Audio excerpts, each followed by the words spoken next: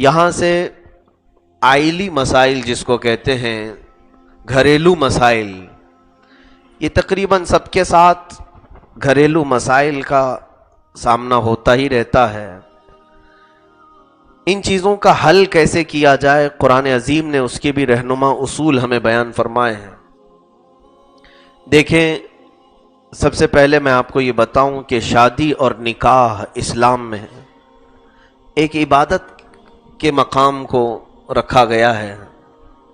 حضور پاک صلی اللہ علیہ وسلم نے فرمایا، نکاح میری سنت ہے، اور جو میری سنت سے روح گردانی کرے وہ میری امت میں سے نہیں۔ نکاح کے بعد دو رشتے نئے بن جاتے ہیں۔ اگر رشتوں میں ہی نکاح کر رہے ہیں تو کوئی حرج نہیں، لیکن عام طور پر ایسا ہوتا ہے کہ دولہے والوں کا ایک گھر اور دلہن والوں کا ایک گھر، نکاح کے بعد یہ دونوں آپس میں اب رشتے میں بند گئے ہیں۔ باضابطہ ایک رشتہ نیا یہاں سے شروع ہونے جا رہا ہے، تو اب یہ نئے رشتے، ظاہر سی بات ہے ان میں کبھی کبھار دراڑیں آتی ہیں، کبھی کبھار دوریاں پیدا ہو جاتی ہیں۔ ماں باپ اور بچوں میں جب دوریاں ہو جاتی ہیں کچھ مسائل کو لے کر، تو پھر یہ سمدھی سمدھن میں کیوں نہ ہو، انسانی فطرت ہے، دوریاں شیطان پیدا کر ہی ڈالتا ہے کسی نہ کسی وجہ سے، اور وہ کوئی بھی سبب ہو سکتا ہے۔ تو یہ آئلی مسائل جو ہیں، گھریلو مسائل، اس پر گفتگو کرنے سے پہلے میں مناسب سمجھتا ہوں کہ اس نکاح کے بندھن اور اس رشتہ داری کے ایک نئے اسلوب کو آپ کے سامنے یہ بیان کر دوں کہ اسلام میں اس کا کیا مقام ہے۔ سب سے پہلی بات، مرد حضرات یہ سمجھ لیں کہ جس سے ہم نکاح کر رہے ہیں وہ ہمارا کوئی کھلونا نہیں جس سے ہم راتوں کو کھیلیں، اور دن کی وہ مشین نہیں کہ اس سے ہم اپنے کام کروائیں۔ اسی طرح عورت یہ سوچے کہ جس سے تم نکاح کر رہے ہو وہ مرد نہ صرف تمہاری جسمانی سکون کا ذریعہ ہے، تمہاری خواہشات کو بجھانے کی مشین ہے، اور نہ ہی وہ مرد صرف اور صرف تمہارے لیے پیسے لا کر رکھنے والی بینک ہے۔ در حقیقت یہ دو تصورات اور یہ دو نیتیں ہٹا دیں دونوں طرف سے تو انشاءاللہ خیر والے معاملات ہوں گے۔ اگر لڑکے کی طرف والے یہ نہ سوچیں کہ میں باندی لا رہا ہوں، خادمہ لا رہا ہوں، یہ نہ سوچیں، یا پھر یہ نہ سوچیں کہ بہت خوبصورت ہے میرے جسمانی سکون کا اور میری خواہشات کا بجھانے والا ایک آلہ میں لا رہا ہوں، اس سے کھیلوں گا، یہ نیت اگر تمہاری ہے، اور ادھر عورت کی، لڑکی کی، کہ میں اپنے جسم کی خواہشات پوری کر لوں اس مرد کے ساتھ، یا پھر یہ مالدار ہے، بڑے خاندان والا ہے، روز مجھے پیسے لا لا کر کے رکھے گا اور میری خواہشات پوری کرے گا، تو ظاہر سی بات ہے جہاں نیتوں میں بگاڑ ہوتا ہے ویسے ہی رشتوں میں بھی بگاڑ آتا ہے۔ اور اخلاص جس نیت میں ہو، اللہ کی رضا اور میرے آقا صلی اللہ علیہ وسلم کی سنت پر عمل کرنے کا جذبہ ہو، تو پھر ان رشتوں میں آٹومیٹیکلی یعنی غیب سے اللہ تعالیٰ مٹھاس پیدا فرماتا ہے، ایسے رشتے قائم رہتے ہیں، اور اگر ان کے اندر کوئی چپکلش آ بھی جائے تو رب تبارک و تعالیٰ اسے خود دور فرما بھی دیتا ہے۔ تو سب سے پہلی چیز یہاں نیتوں کی سدھار کی ضرورت ہے کہ رشتوں میں اس چیز کو ملحوظ نہ رکھو کہ مرد یہ نہ سوچے کہ میں جس کو لا رہا ہوں وہ فلاں فلاں اس طرح کے ہوں، بلکہ یہ سوچے کہ میں جس سے نکاح کر رہا ہوں اللہ کا حکم ہے اور میرے آقا صلی اللہ علیہ وسلم کا فرمان ہے، اس لیے میں نکاح کر رہا ہوں، اور میں اپنی شرمگاہ کی حفاظت چاہتا ہوں، اور یقیناً اللہ تمہیں حفاظت عطا بھی کرے گا۔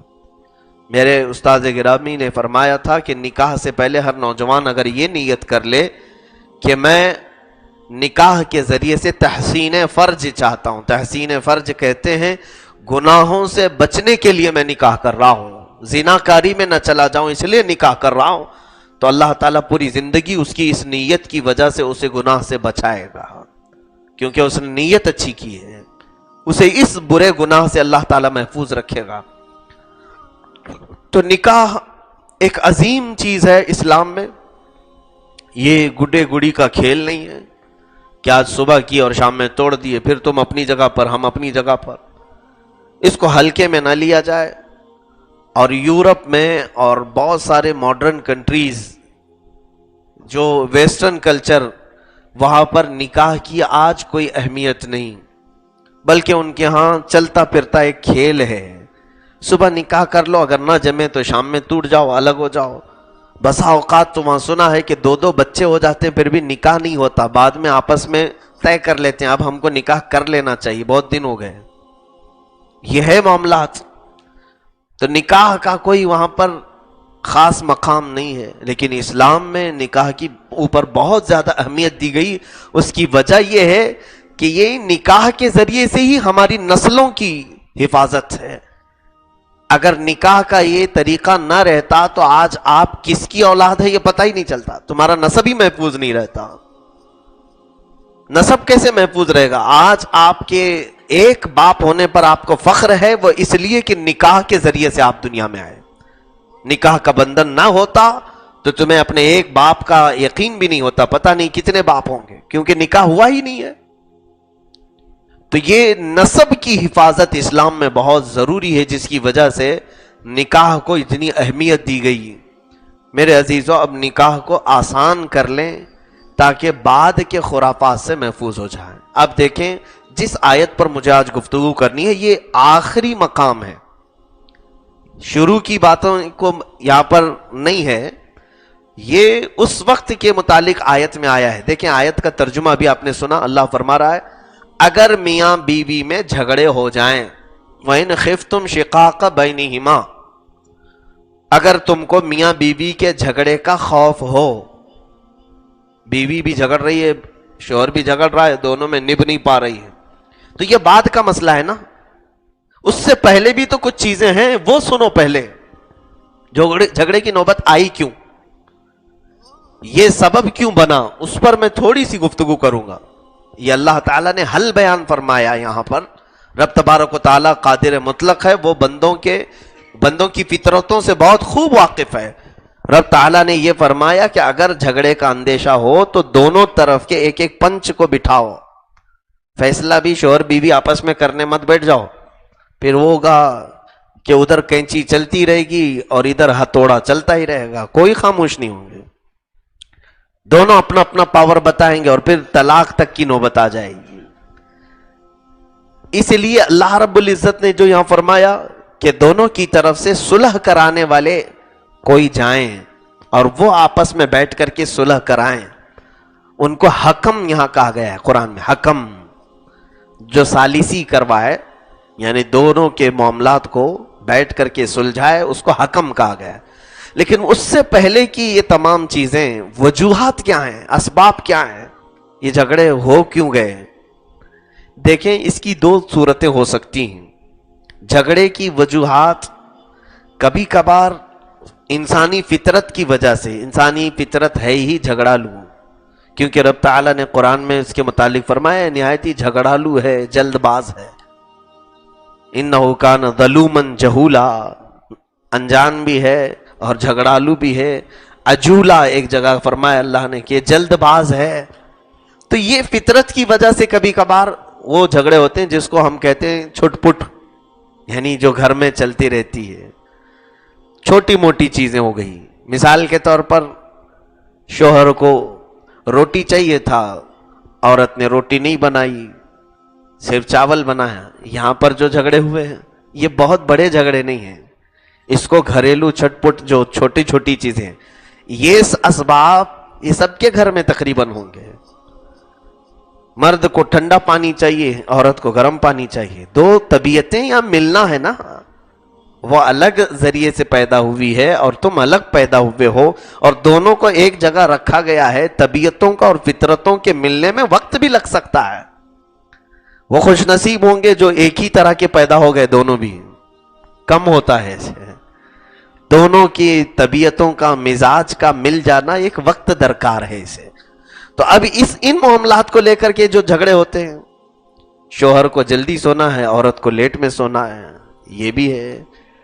شوہر کو سفید پسند ہے، عورت کو کالا پسند ہے، یہ الگ ہیں، اس کو کہتے ہیں یہ نظریاتی اختلافات۔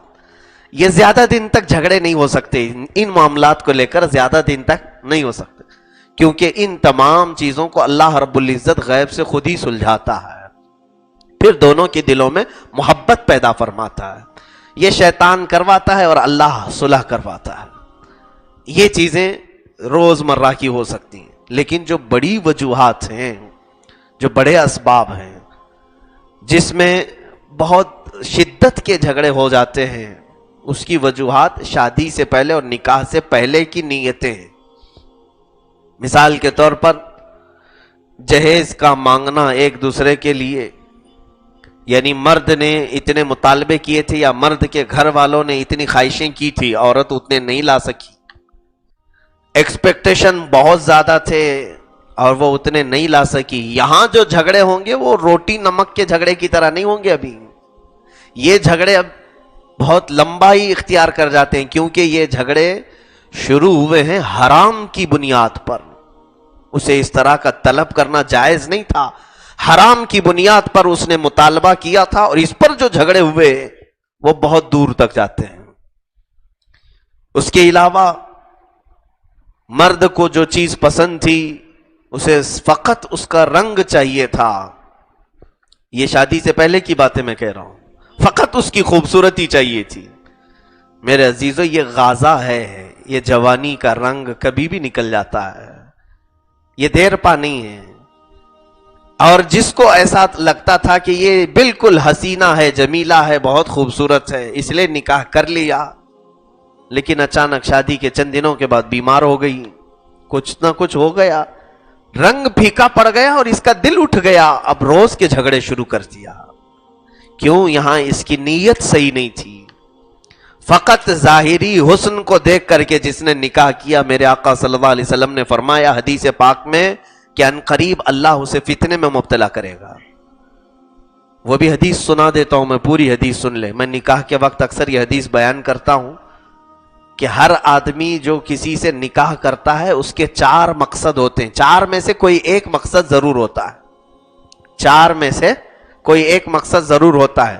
شادی شدہ لوگ وہ اپنے دامن میں جھانک کر کے دیکھ لیں میرا 4 میں سے کون سا تھا، یا جو نئے ہیں وہ ابھی سے اصلاح کر لیں کہ 4 میں سے مجھے کیا کرنا ہے.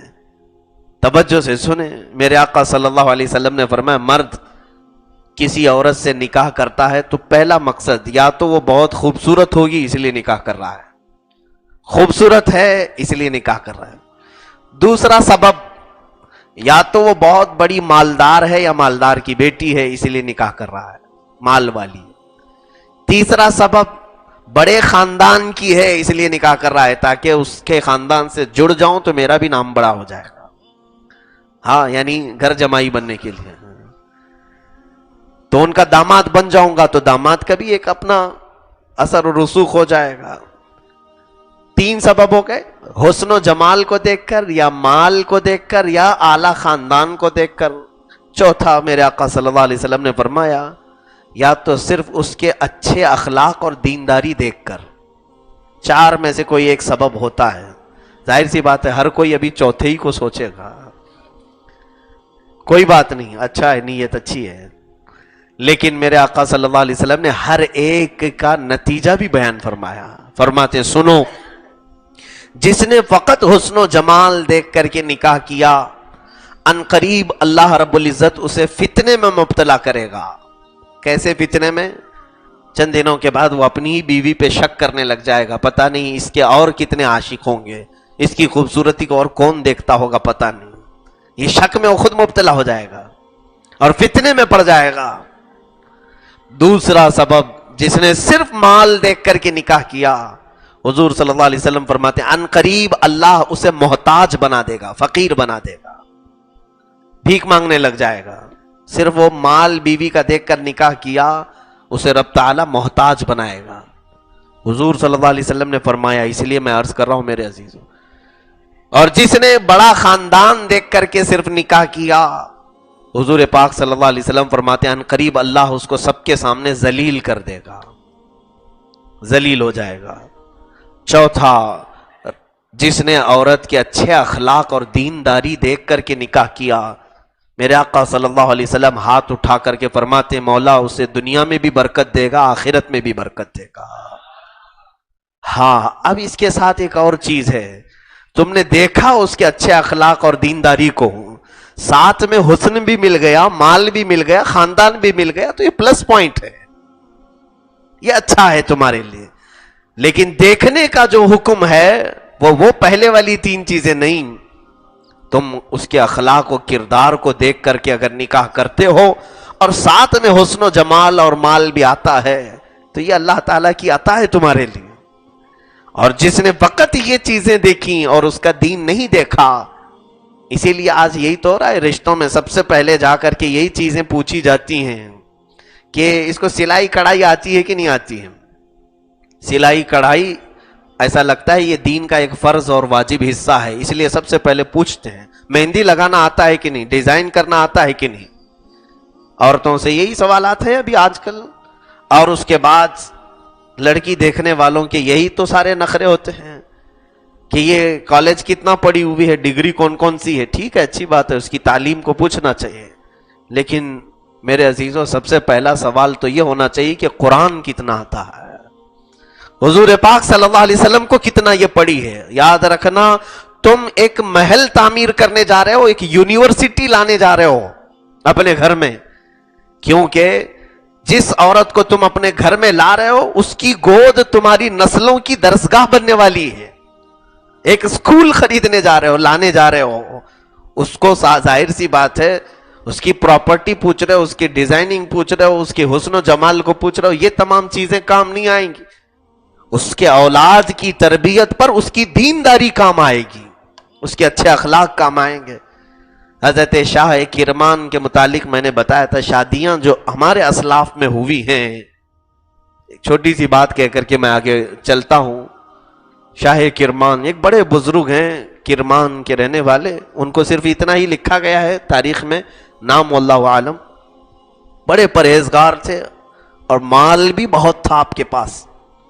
ان کی ایک بڑی حسین و جمیل بہت خوبصورت بیٹی تھی جس کے رشتے بادشاہوں کے بیٹوں کے سے بھی آ گئے تھے. آپ نے رشتہ کیا نہیں تھا. مال والے بھی تھے، تقوی و طہارت عبادت بھی تھی. ایک دن مسجد میں آئے، دیکھا مغرب میں ایک نوجوان کو، وہ عبادت میں منہمک ہے اور رو رہا تھا. پھر آپ نے اس کو عشاء میں دیکھا، وہ عشاء کے بعد بھی کثرت سے ذکر و اذکار کرتے ہوئے بیٹھا ہے، منہمک تھا، وہ کسی کی طرف متوجہ نہیں تھا. آپ اس کی عبادات میں دیکھے، رات کو دیکھا تو وہ اللہ سے مناجات کر رہا ہے تنہائی میں. دوسرے دن پھر آپ مغرب میں آئے اور اس سے پوچھا کہ نوجوان تو ہے کہاں کا؟ تو اس نے کہا میرا کوئی گھر ہی نہیں ہے، بس اللہ کا گھر ہے، آج میں یہاں ہوں، کل کہیں اور رہوں گا. تو آپ نے پوچھا تیری شادی ہوئی ہے؟ وہ ہنسنے لگا، کہا کہ مجھ سے کوئی شادی کرے گا، میرا گھر بھی نہیں ہے، میرا کوئی کام. حضرت شاہ کرمان نے کہا اگر میں میری بیٹی دے دوں تو نکاح کر لے گا؟ اس نے کہا آپ مذاق تو نہیں کر رہے ہیں، آپ شہر کے اچھے خاصے آدمی لگتے ہو، آپ بھلا میری بیٹی دو گے، میں کہاں رکھوں اسے؟ حضرت شاہ کرمان نے کہا ایک جھوپڑی اس کو دلوا دی، گاؤں میں ایک چھوٹی سی جھوپڑی، اس میں وہ چلا گیا. اور اس کے بعد 2 دن کے بعد حضرت شاہ کرمان نے اسی مسجد میں اپنی بیٹی کا نکاح اس سے کر دیا. کچھ نہیں، سادگی کے ساتھ نکاح مسجد میں ہوا، خاتون آ گئی گھر پہ، بڑی حسین و جمیل شہزادی شاہ کرمان کی. یہ نوجوان لے آیا بیاہ کر کے اپنے گھر، اور جب آیا تو رات کو دیکھا اس پورے گھر میں، اس جھونپڑی میں ایک پانی کی سراہی رکھی ہوئی ہے مٹی کی، اور اس پر ایک آدھی روٹی کا ٹکڑا رکھا ہوا ہے، باقی گھر میں کچھ بھی نہیں. نکاح کا دن ہے، اس دن وہ شادی کر کے لایا ہے.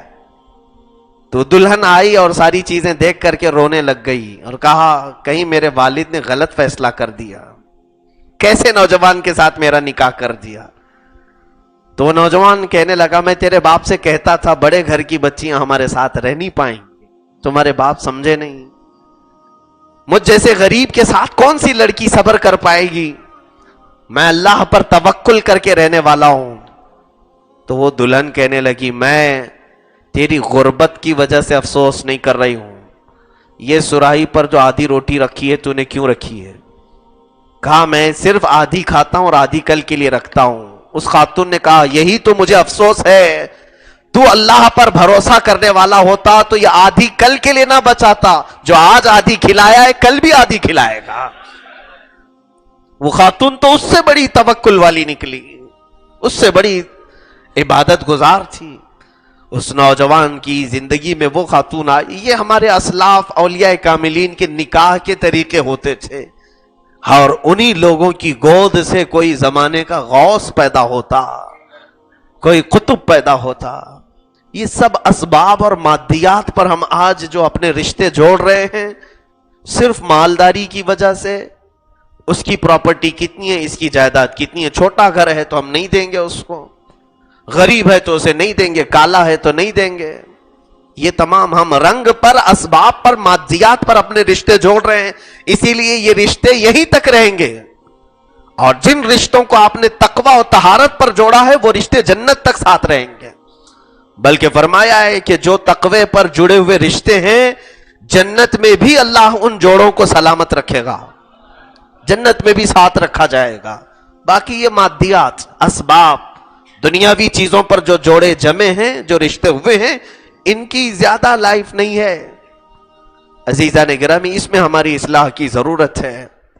بہرحال اب جو جھگڑوں کی نوبت آ ہی گئی گھروں میں، اس کے اسباب بہت ہو سکتے ہیں۔ سب سے بڑا سبب شادی سے پہلے کی خراب نیتیں، شادی سے پہلے کے بڑے بڑے ایکسپیکٹیشن دونوں طرف سے ہو سکتے ہیں۔ میں دونوں طرفین کی بات کر رہا ہوں، مرد والوں کو بھی اور عورت والوں کو بھی، دولہے کے گھر والے اور دلہن کے گھر والے، دونوں کو۔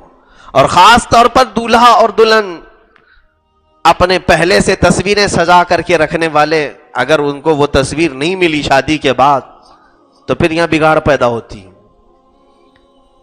یہاں پر پھر جھگڑے کی نوبت آتی ہے۔ اس ترقی یافتہ دور میں جہاں پر ہر چیز مہیا ہے، عموماً ہمارے بچیوں کے دماغ ٹیلی ویژن نے خراب کر رکھا ہے۔ ہر نوجوان بچی اپنے دماغ میں ایک ہی تصویر سجائی رہتی ہے کہ جیسے فلموں میں دکھتا ہے، جیسے سیریل میں دکھتا ہے، ویسا ہی میرا بھی کوئی شوہر ہوگا، مجھ سے نکاح کرنے والا بھی کوئی ایسا ہی شہزادہ ہوگا۔ میرے عزیزوں، بچیوں، یہ سب جادوگری ہے جو تمہیں دکھائی جاتی ہے، اس پر یقین نہ کرو۔ ان کی خود کی پرسنل لائف سیٹ نہیں ہے جو سیٹ پر آتے ہیں، ان کی خود کی زندگی سیٹ نہیں ہے، اور آپ ان کو اپنا آئیڈیل بنانے کی کوشش کر رہے ہو۔ کاش بچیاں یہ سوچتی کہ اللہ رب العزت مجھے ایسا شوہر عطا کرے جو حیدر کرار کا غلام ہو، اور مجھے اپنے گھر میں فاطمہ زہرا کی طرح رکھے۔ یہ تصورات سجاؤ، اور یقیناً اللہ تمہاری نیتوں کو دیکھ رہا ہے اور تمہیں وہ عطا بھی کرے گا۔ تمہیں خوب محبت کرنے والا شوہر دے گا، تمہارے ہر چیز کا خیال رکھنے والا شوہر تمہیں دے گا۔ محض یہ تصاویر کو جن لوگوں نے سجا کر رکھا ہے وہ شیطانی خیالات ہیں، شیطانی افکار ہیں۔ سوشل میڈیا نے تباہ کر کے رکھا ہے، برباد کر کے رکھا ہے نوجوانوں کی زندگی کو۔ ہوتا کیا ہے آپ دیکھ رہے ہیں، لڑکے پوری ایسی لڑکیوں کی تصویریں اپنے ساتھ رکھیں، ان کا دماغ صرف انہی چند تصویروں پر چلتا ہے کہ مجھے دلہن ملے تو ایسی ملے، دلہن ملے تو ایسی ملے۔ تو یہ تمام تصورات تم سجا کر کے رکھو، اور لڑکیاں اپنے لیے چند چہرے بنا کر کے رکھیں، مجھے دولہا ملے تو ایسا ملے، دولہا ملے تو ایسا ملے۔